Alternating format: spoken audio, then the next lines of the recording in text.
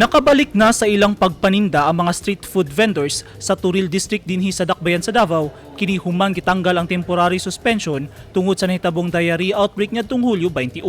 Sa ilang pagbalik, gipangitaan na sa City Health Office og health card, barangay clearance o kinahanglan nga naapil sa master list ang usa ka street food vendor nga apektado sa temporaryong pagpaundang una kini makasugod og tinda. Kinahanglan mosunod sa mga rekisitos ang mga vendors aron mapaniguro nga dili mautro ang panghitabo nga mikalas og kinabuhi ug ubay-ubay ang naapektuhan.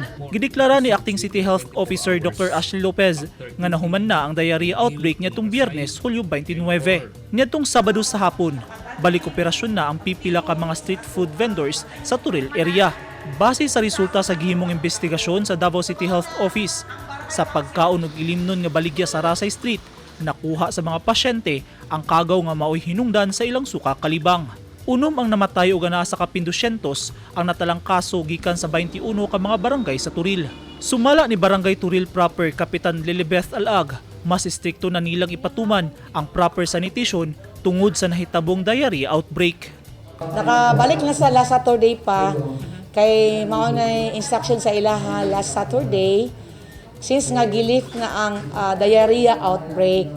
So, provided na ilang tumanon ang among kasabutan na katong mutuman sila i-comply nila ang mga requirements. Daghan kay mga requirements nga ipa-comply nila. So, while waiting, gitagaan lang sila daig 1 week na mag-comply sa ilang mga requirements. Kinahanglan sab nga kumpleto sa personal protective equipment ang mga street food vendors aron hapsay og limpyo tan-awon ang mga nagprepara sa mga gipangbaligyang pagkaon ug ilimnon.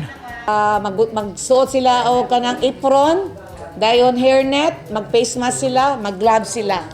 And then kubiran ang tanan nila mga paninda.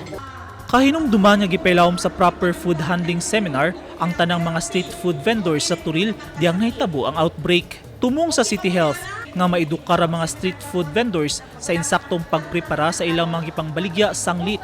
Posibleng makontamina sa kagaw ang gipangbaligya kung dili insakto ang pag-andam ni ini labi na sa paglimpyo sa ilang kaugalingon. Matod ni Kapitan Alag, nagmalampuso ng ilang gipahigayong seminar sa proper food handling sa pakiktambayayong nausab sa CHO.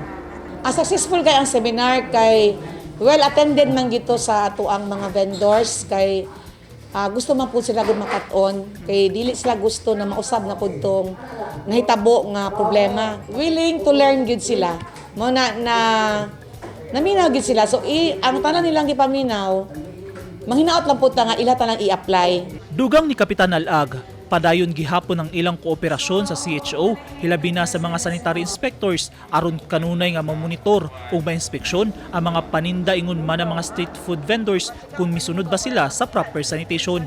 Gibana-bana ang anaa sa 70% sa mga street food vendors ang nakasumiter na sa ilang mga rekisitos.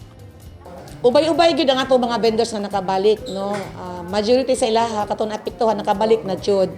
And then kung dili nila to ma-comply tong mga requirements, dili na sila makapaninda. So mao gyud na ang amo ang gisulti sa ilaha during the meeting. So kana gusto makapaninda, i-comply gyud na nila.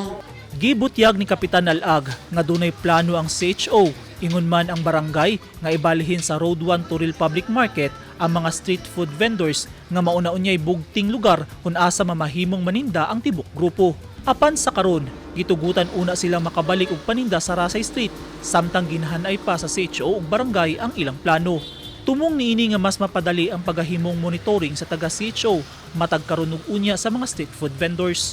Nanawagan si Kapitan Alag sa publiko nga kanunay mag-amping hilabi na sa mga gipangkaon nga siguraduhon gyud nga limpyo ug healthy kini og dili magpatakag kaon. Gipahinumduman o gihangyo sab ni Kapitan Alag ang mga street food vendors nga kinahanglan nga limpyo ug dunay nutrisyon ang ilang gipangbaligya aron dili mabutang sa laot ang publiko. Ingon man masigurong luwas ang panlawas sa ilang mga customer aron dili makaagrabyado. Ang kagaw nga hinungdan sa diarrhea daling mapasa sa uban, pinaagi sa kamot, maong kinahanglan nga perming mahugas og kamot. Kay matod ni Kapitan Alag, food safety is everybody's responsibility.